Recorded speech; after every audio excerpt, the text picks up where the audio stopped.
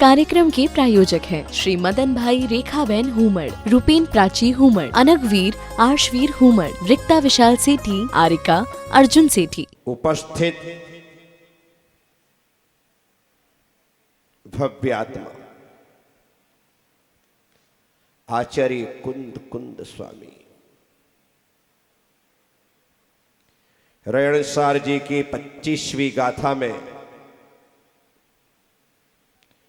मुनियों की, साधुओं की वैयावृत्ति कैसे करनी चाहिए,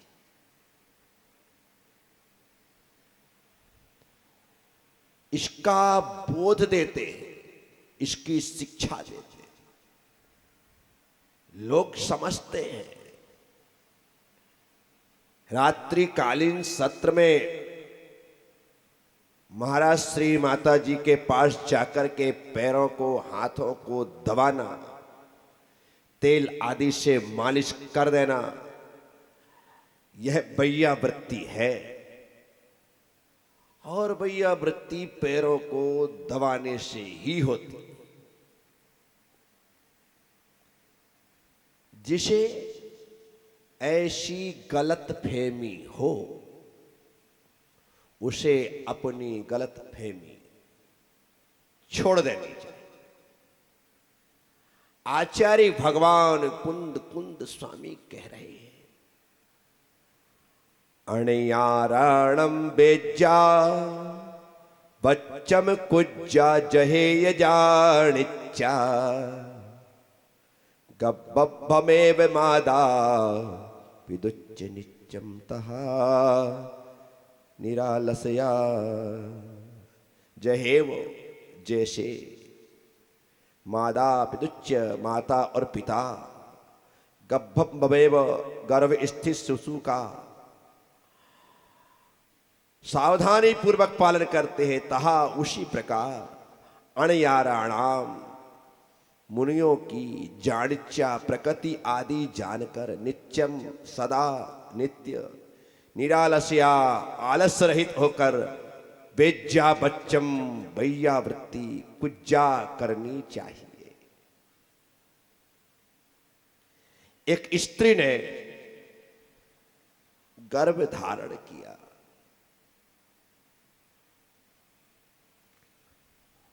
और जब वह जानती है कि मैंने गर्भ धारण कर लिया है, तो वह उस कुल में, उस खानदान में, उस वंश में आने वाले नए मेहमान की सूचना, उसकी खबर सबसे पहले अपने पति को देती है। कहती है, सुनो, खुशखबरी है। यह सुनने के साथ ही पति रोमांचित हो जाता है, क्योंकि वंश का अंश उसे प्राप्त होगा, उसे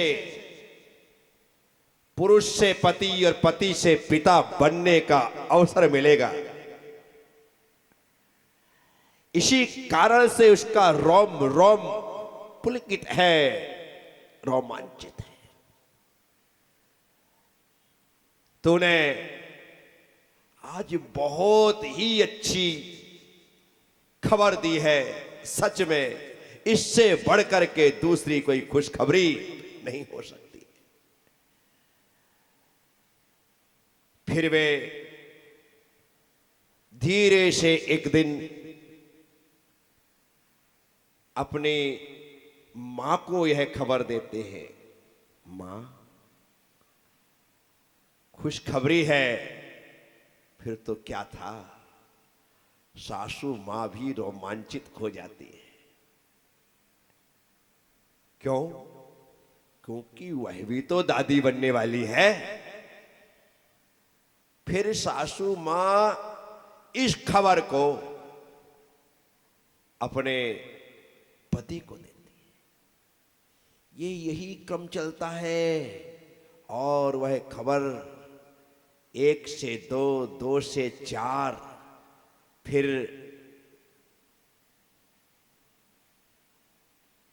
वह बहू अर्थात वह पत्नी अर्थात जिसने गर्भ धारण किया है, वह अपने पति से कहती है, देखो आपको मैंने खुशखबरी दे दी, मम्मी जी को दे दी, पापा जी को पता चल गया, अब मेरी मम्मी को तो बताना पड़ेगा ना। हाँ हाँ क्यों नहीं, तूने अभी तक नहीं बताया क्या?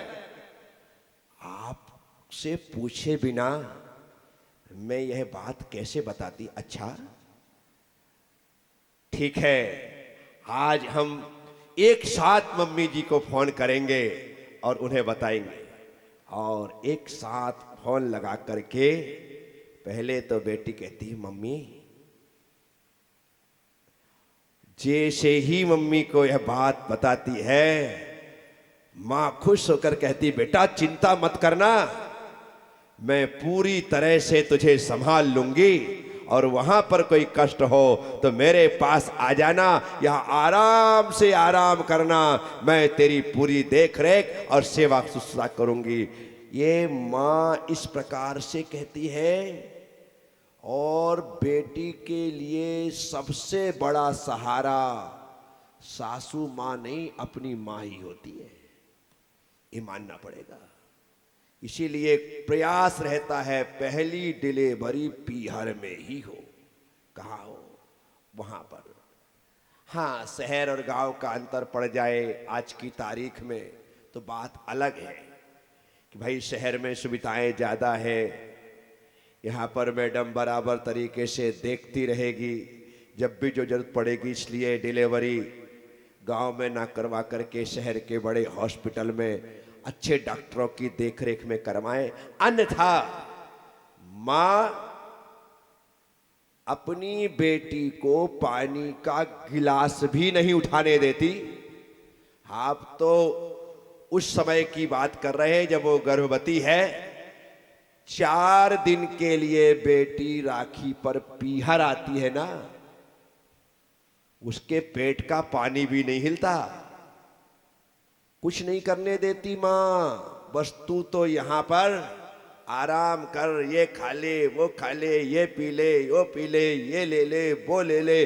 और बेटी मना करती है तो अड़ोस पड़ोस पे सबसे कहती है, मेरी बेटी तो कुछ खाती नहीं है, मेरी बेटी तो कुछ खाती नहीं है, मेरी बेटी तो कुछ खाती नहीं है।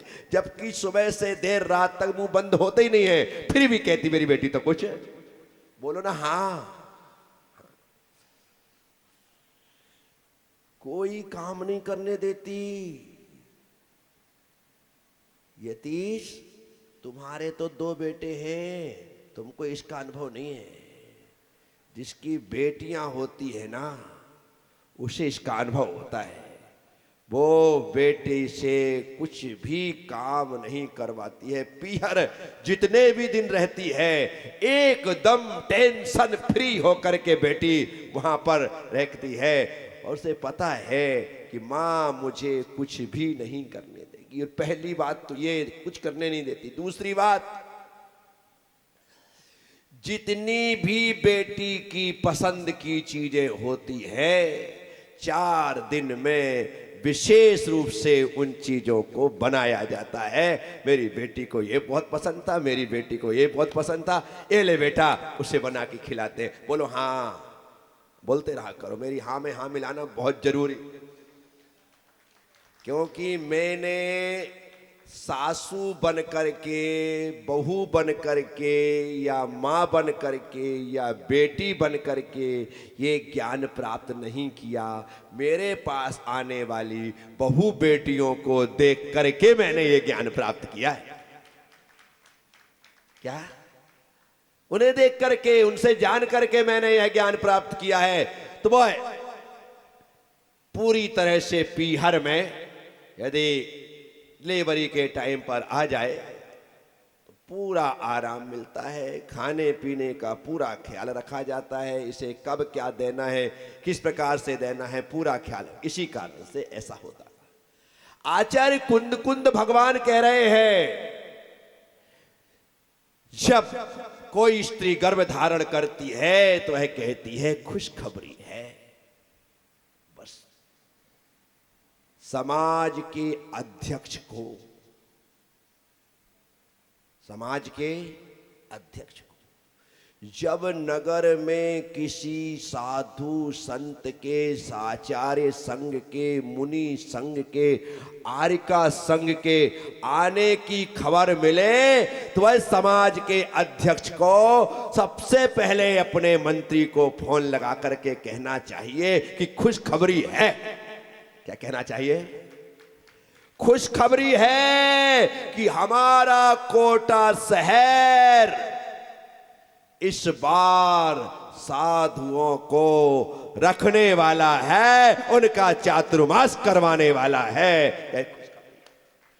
क्या?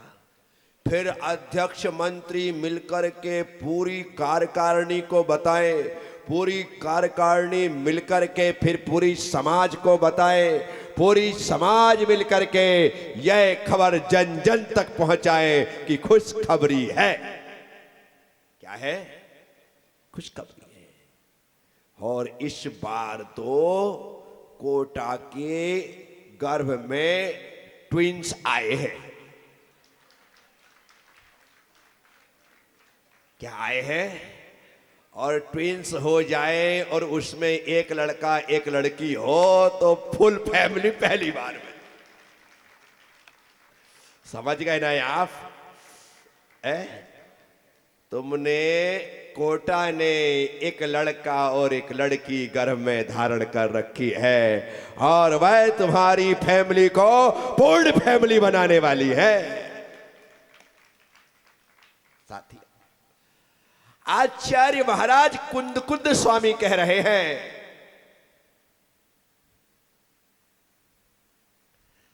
साधु नगर में आए तो उनकी नगर में आने की सूचना हमारे द्वारा जन जन तक पहुंचाई जानी चाहिए। आप कितने लोगों को ये खबर दे रहे हैं, ये बड़ी महत्वपूर्ण बात है।